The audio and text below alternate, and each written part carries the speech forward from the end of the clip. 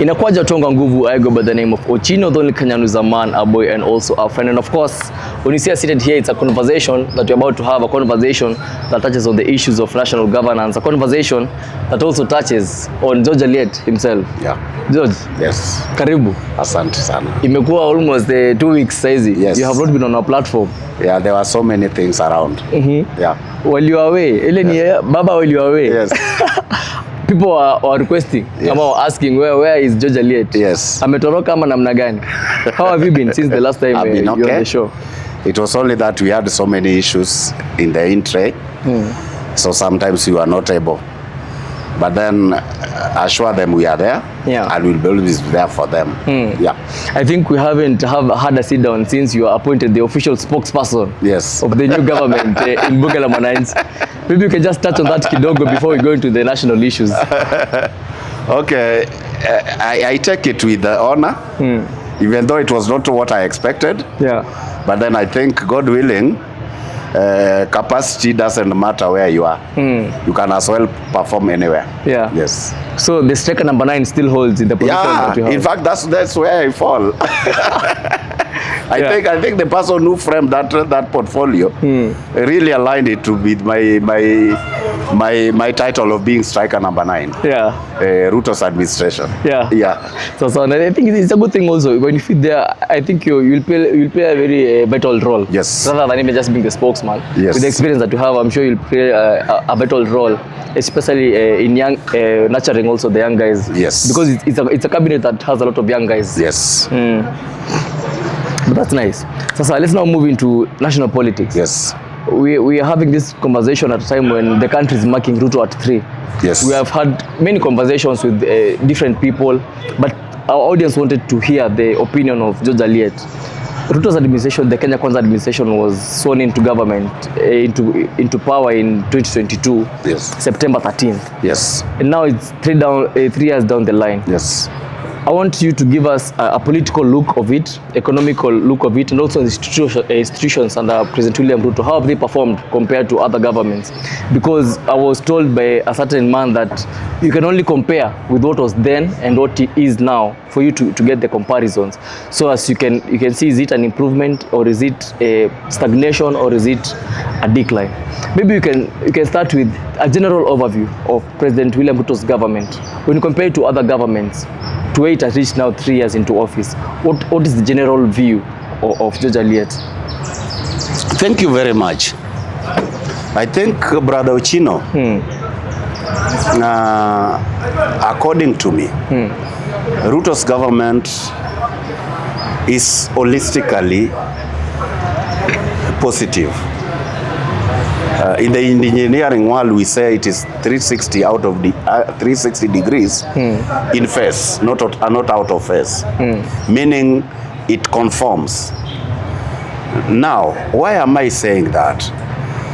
Many people always judge Ruto using a wavelength that I myself considers to be a false equivalence. Because, like, why am I saying a false equivalence? When you get Kenyans talking, and more so, Kenyans who've not taken time to do their due diligence on the Ruto's government's performance, you realize them comparing Ruto's administration with Kibaki's administration. And that's what I call to be a false equivalence. Reasoning being, you are trying to compare a government that is 3 years in power and a government that worked for 10 years. Are you getting what I'm saying? Then equally, you'll get some of them trying to depict Uhuru's government to be better than Ruto's administration. You are comparing a 10-year government with a 3-year government. That's a false equivalence.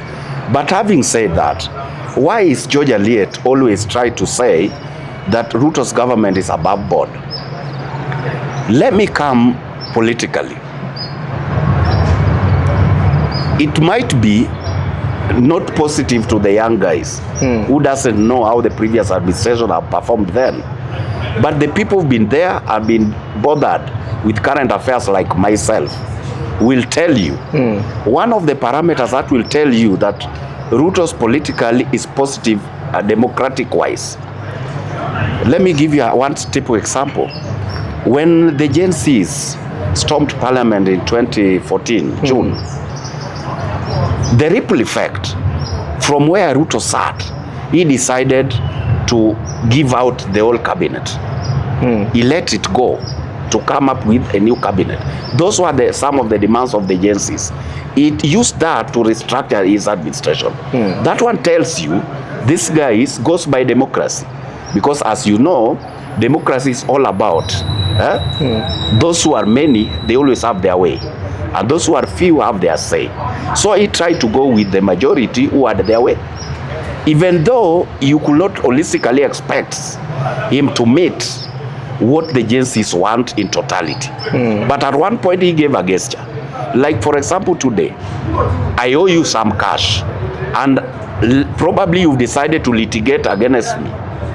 In an event, I've made an effort of paying you even 1/16 of what I owe you. If you go to the dock, the benefit of doubt is going to be given to me by virtue I've shown some interest of being ready to pay. Are you getting that? So that one aside, if you compare the previous administrations with the emotive political polarization we have in this country today, Ruto has not made an effort of ensuring that the big fish are behind bars because they criticize his administration. There are previous administrations who are doing that. Even the Uhuru's administration, he was weaponizing institutions to curtail his critics. Even the former DP, Rigathi Gachagua, he cried foul that Uhuru was using institutions to fight him politically. Are you getting that? But we've never seen President Ruto doing this. So that one tries to tell you that democratically or politically, Ruto is also very viable. It is the first president in history of this country where any Dick and Harry will use AI or will use abusive language through mainstream media and social media, and he stays pretty. He's not bothered to take action against some of these people. Are you getting that? So that one to me tells me that we have a leader who's relatively moderate. So when I give my scorecard on that, I holistically give Ruto 70% on political front. I think we are on the same page. Yeah. When you now, let's say we leave that, let's come to the deliverance part of it, the economic aspect part of it. It is the first time in history we've had a president whose work come out with 3 or 2 serious blueprints. Like he's made a paradigm shift in the medical healthcare from NHIF to SHA. You'll get Dick and Harry trying to castigate SHA. But today, as we are talking today, you realize there are so many people who gives accolade to the scheme. Like the other day, if you do your due diligence, what made us to walk from the NHIF to SHA is because institutions were using SHA the wrong way. Like the other day, we were being given a report. There's an hospital in Kino by the name St. Catherine. St. Catherine was doing surgery better than Kenyatta Hospital. The number of surgeries done in St. Catherine in Kino were more than Kenyatta Hospital. Are you getting that? And this is simply to fake, to get cash through NHIF. And do you know why? Do you know one thing? A lie will always become a lie. You can never modify a lie to be the truth. And so, with that, how did the government come to realize that these are hogwash opportunities to make money from NHIF? You'll get one person being amputated 10 times. Just one person. And claiming from NHIF. You'll get a man having gotten cesarean section to deliver. And they bill NHIF. Are you getting what I'm saying? So these are some of the parameters that you realize Ruto's administration is performing. And these things are almost everywhere. The other day we did get a man of color in Bungoma trying to castigate SHA in the name of SHA is making the institution St. Mary's going to the dogs because they are not paying.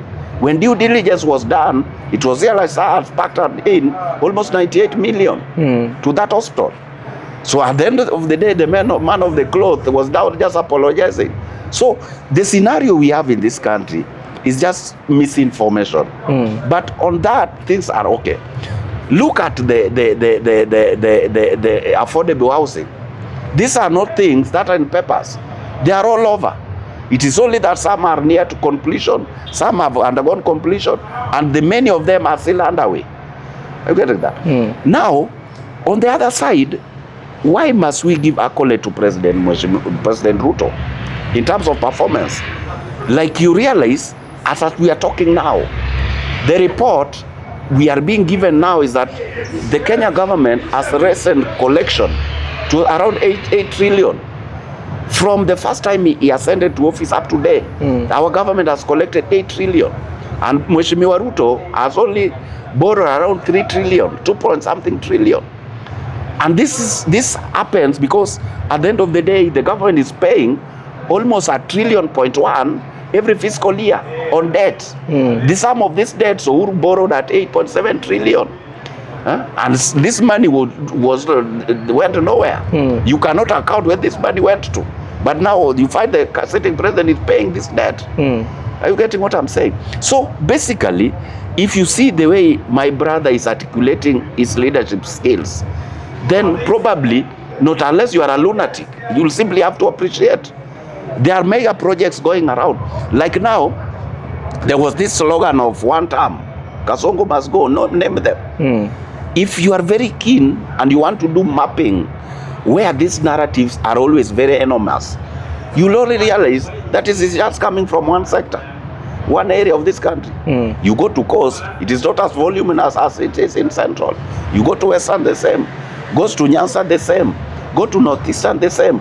Come to Nairobi. Shauna. So what I'm trying to say is just very simple. What the President Ruto has done within the 3 years, you cannot even compare with the Kibaki's 10 years. You can't. What is it that Kibaki did in 10 years? It is only that there was more or less like a paradigm shift. Our norms we did accept during those days is what Kibaki tried to change. Like during the Moi's era, Moi left this country when we were doing collection at only 200 billion. Moi was building nothing. Simply because when the World Bank, NHIF, and IMF, World Bank, and the Bretton Woods decided not to give Kenya donation or loans, what did Moi do? Moi quit all the development projects. Major projects were placed aside. He just left Kenya, let us eat and relax. That. The little we were doing through Arambe was only to build our schools. And it was not per se to build even serious schools. It was only to give patches so that we have structure in the name of schools. Are you getting that? So when Kibaki came in, with the general goodwill he got from the external world, there was nothing Kibaki did as compared to what Ruto is doing today. Yeah, so some of the things, what Kibaki did to us, if you ask me, it was only that what Kibaki did, one, was to rearrange our institutions. That's the time we had mushrooming of private universities. That's the time we did have SACCOs being translated to banks like Equity. So instead of trading with the national banks, the government banks, he was trading with private institutions. Are you getting that? The much he could do is only to do what? To starve KBC of resources and give it to private developer like Citizens. Are you getting what I'm saying? So those were the paradigm shift that were there. And the many people who castigate Ruto's administration is because these things are not happening according to their whims. Not even Kikuyu per se. It is a clique from the Kikuyu nation who benefit from the administration. Like when you try to lump sum the Kikuyu nation, we are dishonest to these young chaps. Because we have Kikuyus who are at our level.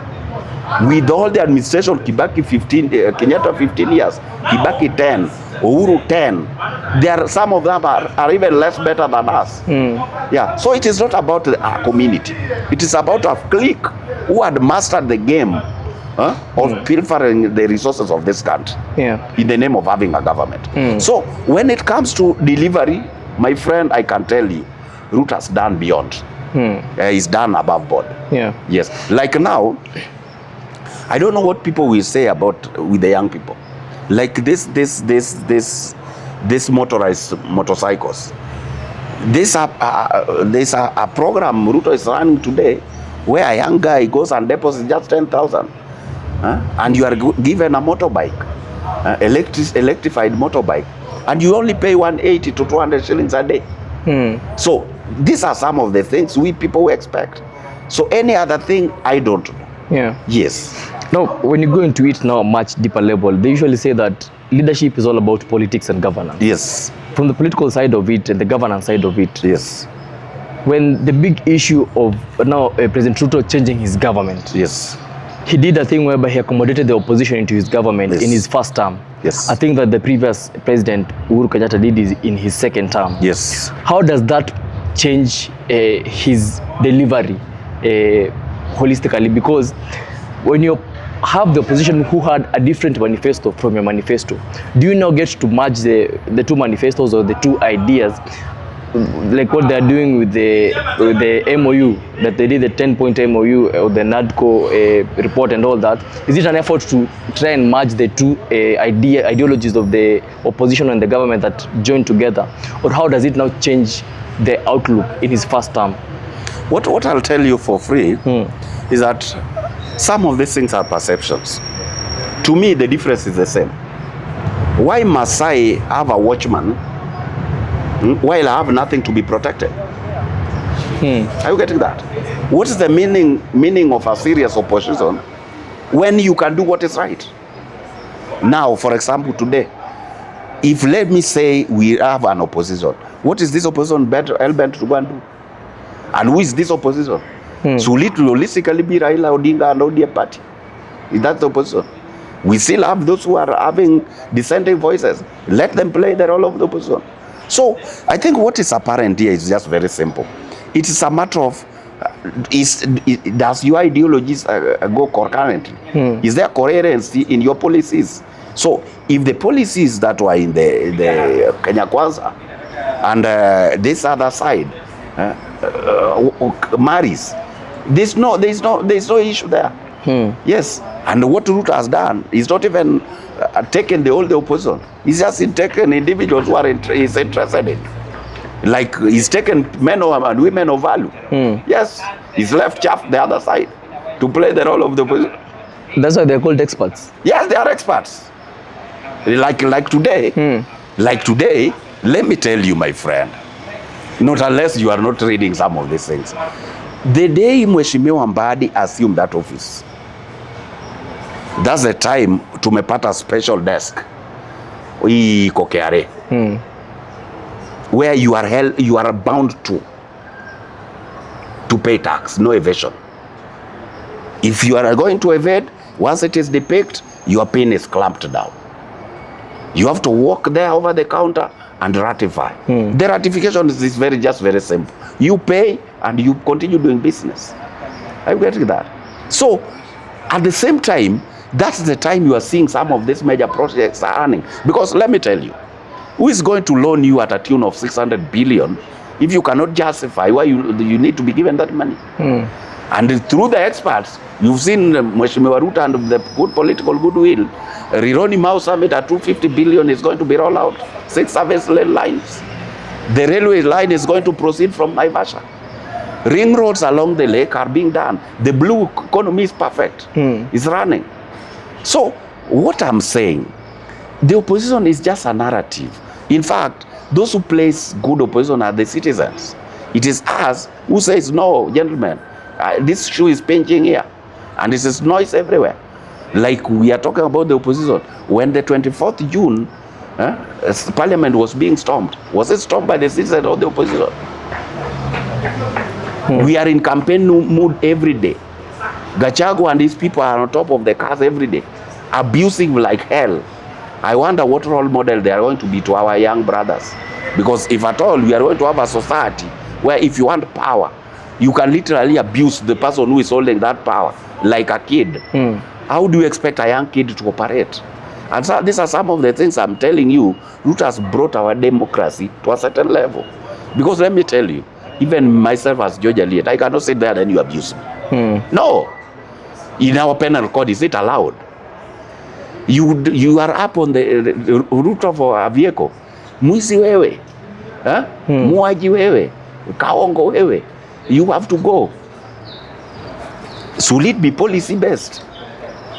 Should it be policy based? Because the audience you are addressing, how are they going to depict the leader you are talking about? And if that's the recklessness we have, what if we say now we entrust you with that same office? What do we expect of you? So the narrative of Ruto's government working in inclusion with those who are supposed to be the opposition is neither here or there. Like we did election in Bunge the other day. But you've seen the way that administration, my brother, is trying to bring that government. He's trying to bring everybody on board, because at the end of the day, that was a contest. And a contest doesn't validate a concept that once we've ran and you've defeated me, now I go to the dogs until the next election. No, there's something that I have. There's something that I stand for. I have a constituency that were with me. How do we accommodate this constituency? You cannot accommodate this constituency without me on board, because there are people who holistically believes in me. So it is me to go and tell them, gentlemen, now this thing is over. We have to give our hand to the person who's won. And so we ensure some of these things we wanted are going to go to the next level. Until that time, we'll now come and think of how we are going to progress from there. From there. So that's the nature of our politics is that. But this nature of the winner takes it all. This is what is making the country to be polarized. Yes. Yeah. Now, in the 3 years, we have also seen a shift or a change in the deputy president's office. Yes. We had the person who President William Ruto came into the office was Rigiji, famously known as Rigiji. He even got the name Rigiji after he was elected. Yes. A lot of things have happened within this short 3 years. Yes. We now have Professor Kithure Kindiki. Yes. Do you think the ripple effect of removing Rigiji and replacing him with Kindiki, has it been fully felt, and has it been also fully tackled by the president's side politically, in terms of when Rigiji was impeached, there's a political effect to the side that happened. Has that effect been tackled efficiently, or how can it be tackled better, if at all it hasn't been tackled now? And do you believe it has achieved, impeaching Rigiji, has it achieved the intended version of it politically? I think the president side has achieved a lot. Even the general public, by so ensuring that Rigiji shown the door, has made Kenyans to realize the people they are dealing with. That has brought for us a clear picture of how the Kikuyu nation behaves and how Rigiji as a person is, as a person. Are you getting that? Because like now, what has happened with the Rigiji today, that one has given Kenyans opportunity to know who Rigiji is. Are you getting that? From the way he behaves. And that one equally has opened the Pandora's box for other Kenyans to know, by virtue of Rigiji being there, what was the general plan.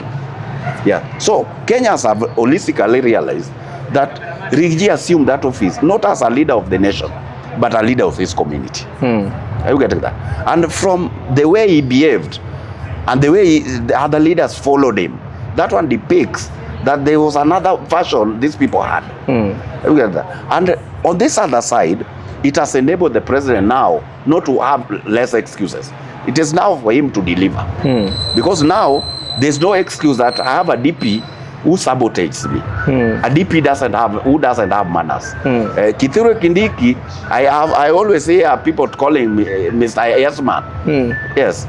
Of course, to me, being a yes man to me is okay, because we can never go along if you are pulling backward and I'm going forward. So, because the buck stops with the president, and it is the responsibility of the deputy to assist him deliver. And that's what they are doing. And the job description is just very okay. You can get Kithure Kindiki. He is only to drive the empowerment program and whatever any other allocation the president has given to him. Yes. So the ripple effect, in fact, it is going to give the president more opportunity to deliver than when they were with what? With Gachagua. Yeah. Yes. I think you've put it well in a way that you're summarizing and you're also giving examples. I think that is also one of the reasons why our audience usually align with you more and they relate to what you're saying. Yes. Let's now move into the ministers, or as they are now it is called the CSS, cabinet secretaries. Yes. We have seen a lot of changes in different ministries. Sometimes it's just rotation, sometimes it's new additions. Some people are going out. Other people who have served previously as ministers or as cabinet secretaries in other governments are now coming in again. With these shuffles, number one, is President Ruto is the president with the most reshuffles within a short time, the 3 years in history, and also the reshuffles. What does it do to any government of the day? Okay. A person who is holistic on issues of religion will not bother whether a Jewish Torah is read, Islamic Quran is read, or a Christian Bible is read, provided all of these books articulate the godly world. What am I trying to say? The kind of reshuffle the president has done, one thing that is very clear and apparent is that Mheshimiwa Ruto is not babysitting his friends. You are given opportunity, you have challenges, you go away. Because the president is hands-on. The person who is not hands-on will take a lot of time to realize George Aliet is having challenges here. George Aliet is not performing. Are you getting that? George's capacity is there. Mheshimiwa Ruto operates like a coach. You can never get a coach on the touchline who is sleeping. Are you getting that? At any given time, that coach will be communicating to the captain inside the field, because all he has to know the antagonist and the protagonist, who is swifter than the other one. If it is aerial ball, mtu wake yuko aje? Is he able to accommodate the aerial ball based on the opponent akonayo? If the opponent is so fast and he is slow, who can I change with that guy so that we get the results? So that's the way Ruto is. And in fact, the way he's doing it tells you the guy is awake 24/7. Yeah. Yes. So he's done that reshuffle, but believe me, they are not on top of the vehicles. Yes. He's not done along the roadside. Are you getting what I'm saying? And having that in mind tells you that ministries are being run by the accounting officers and whoever is that docket. So the communique the president gets gives him room to do reshuffle at any given time. And remember, that is his prerogative. Yes. He decides to do it 3 times in a day. That is not us to question. Yeah. What we need is a result. And as long as this reshuffle yields fruits, who has to complain? That's why we've given him opportunity to be there. Yeah. Yes. Finally, as we are winding up, because today our time is limited. Yeah, I understand. We must also bring in Baba. Yes. Raila Odinga. Yes. The enigma. Yes. It's just the other day that I heard the word Agwambo. It's because Raila has been morphing into different versions each and every time. He's a politician who has been rebranding himself. Yes. That's why he's being called Agwambo. I never knew the meaning of Agwambo until recently. Yes. Talking about Agwambo now, and Agwambo who was there, let's say in the last 5 elections. Yes. According to you, what is this Agwambo's version now? Because he's Agwambo, he keeps on changing the version that keeps on changing. The version of Agwambo now that is joined President William Ruto's government after the June 24th demonstrations. How has that version impacted this government of the day 3 years on up to now? I've told you and I've told you again and again. Agwambo is buried. Is the only Agwambo we can talk about negatively. But I thank God whoever is buried will always be very positive. Have you ever seen somebody castigating a dead person? All dead people are good. So meaning with Agwambo today, or Agwambo having died any other time, Agwambo will always be formless and positive to everybody. Yes. The other time I did tell you here, the password to Sakaja's leadership is pegged on Raila Odinga. Did you see it happening? So, Raila's cooperation with Mheshimiwa Ruto has brought stability in this country. It has brought stability, it has brought equitable distribution of resources in this country. Are you getting that? Because let me tell you, if you do your due diligence on how development plans are worked out in this country, there's no part of this country that is not being plowed. Kenya inachimbwa kila mahali. Are you getting what I'm saying? And this one is what always Agwamba's been praying for. Yes. So that one to me is what a serious Kenyans need, a real patriot. Like today, every Kenyan is happy. In the marathon, Kenya ni number 2. One person has managed to bring 4 gold, a lady.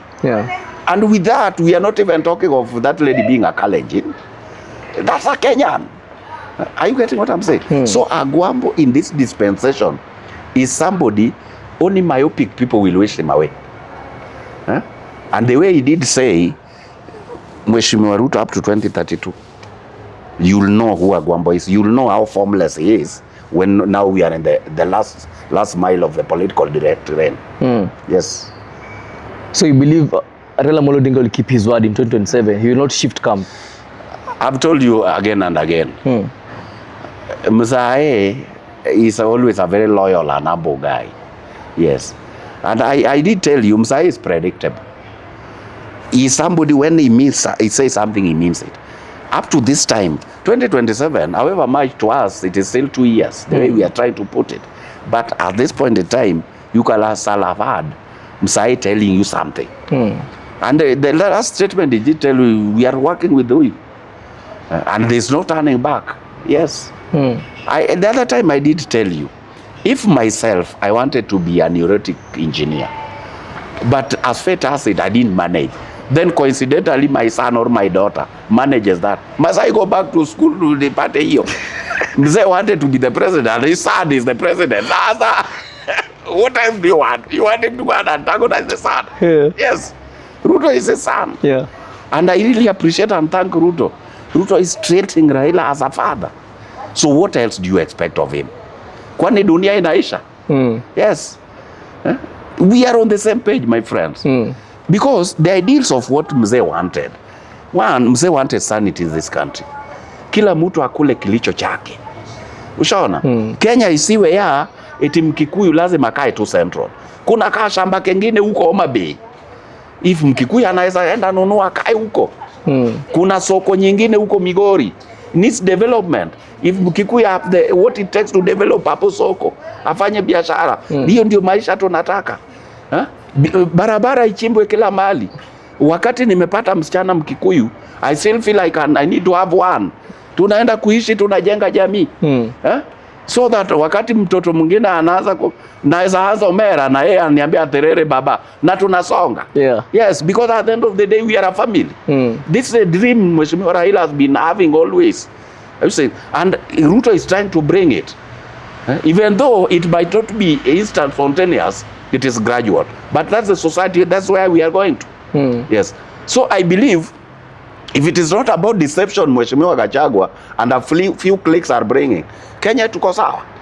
Yes, tuko sawa. Because like I have a lot of faith in our Kikuyu people. They are very industrious, they are hardworking, and Rosa huwa ziko sawa.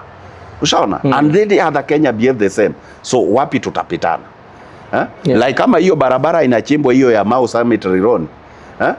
Itapeana Wakikuyu nafasi nzuri ya kufanya biashara. Soko imepanuliwa.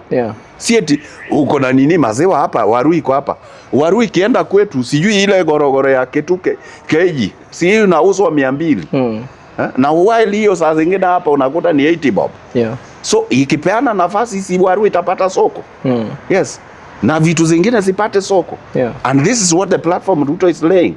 So there is no problem. And so I'm telling you, when it comes to politics, only a stupid person will waste Raila away. But if you are serious and you've been in this terrain, my friend William Mzee, like Mimi, it is only that I don't have the platform and I don't have the gut to say myself what Raila said to me is law. And also, just on that point, Yes. when he joined government, Yes. Raila Odinga, he was given the opportunity to bring experts. Yes. And there's experts there. There's Yes. CS Body Finance, Yes, CS yes. Joho Mining, Yes. CS Oparanya Cooperatives, and CS School. Yeah, Energy. We Yes. had Opio and I. Yes. For you, do you feel, who is it, apart from the four, who is it do you feel that Raila Odinga maybe missed out? And if at all an opportunity arises in future, which other person or which other two people can Honorable Raila Odinga nominate or donate to the government as experts? Two people that maybe he missed out and that maybe he can also bring in future if other positions are available. I might not holistically pinpoint, but I can tell you we have so many experts, more so outside Luo Nation. Like for example, even this our young guy who is mouthy, Sifuna can do very well. Yes, there are so many. Leave alone the Luo Nation, and believe me, Raila given another opportunity today to bring two more experts. We'll never bring a Luo there. You will never bring a Luo there. Why? Do you believe there are no Luo experts? There are. Many. But this country is not about Luos. Yes. Raila is a statesman. Yes. We only hang on him because he's part of us. But given opportunity, mark my words, Raila will never bring another Luo there. He's not brought a Somali. He's not brought a Masai. We have so many of these people. The people we worked with for a very long time. Let me tell you, my brother, we have so many brilliant minds in this country. It is only that exposure is not there. There was sometimes I think you were still young. The sister to Mutula Jr., the current governor of Makueni, Kate.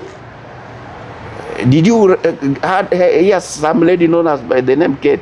Yeah, I think you're behind. Yes. When the father passed on, that's the time we realized there was that lady. But that lady we realized when there was a petition in the Supreme Court. So what am I trying to say? We have brilliant minds in Kenya. And Raila might even challenge you. He might even take a person from the Kikuyu nation. Yes. Because he's somebody who doesn't have boundaries. What he wants, as long as you can deliver, that is it. As long as you can deliver, that is it. Yeah. There are so many nitty-gritties people that do not know with Raila Odinga. And some of the reasons why William Zay are not following.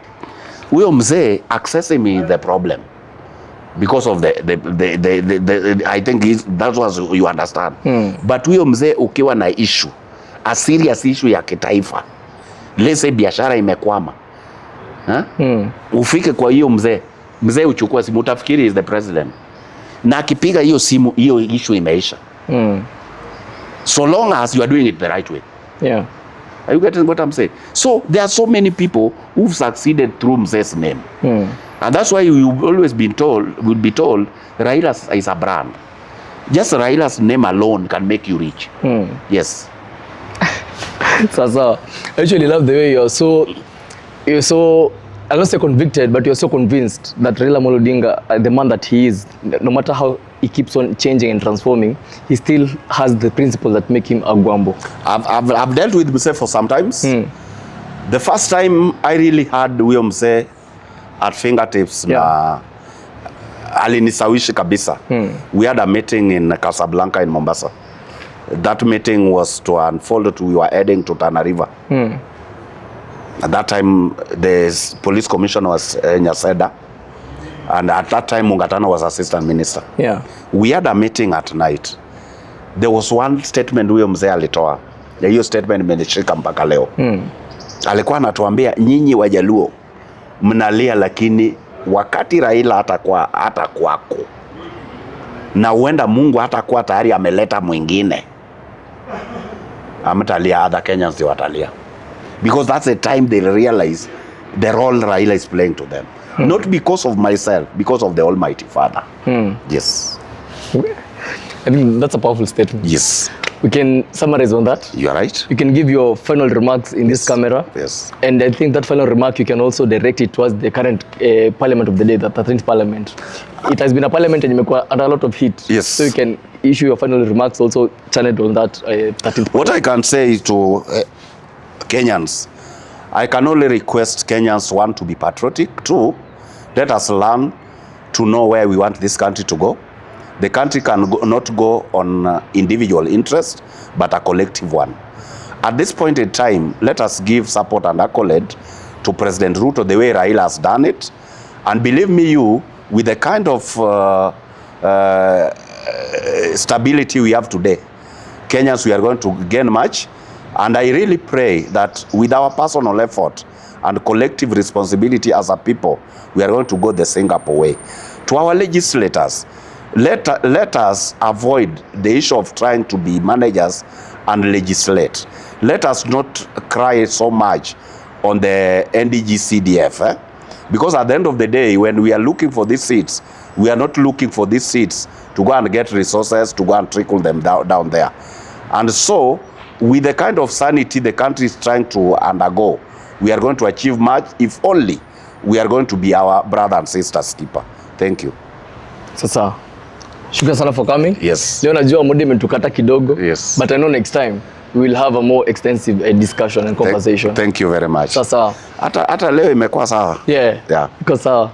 And also, if you're watching us from home and this is your first time, kindly subscribe to our channel. We usually have such kind of conversations that enlighten the citizens about political issues, civic education, and of course, the trending issues in the country. I've been your host Ochino, the Kenyan is a man, a boy, and also our friend. Leo sauti iko chini kidogo lakini bado tunangangana. We are out.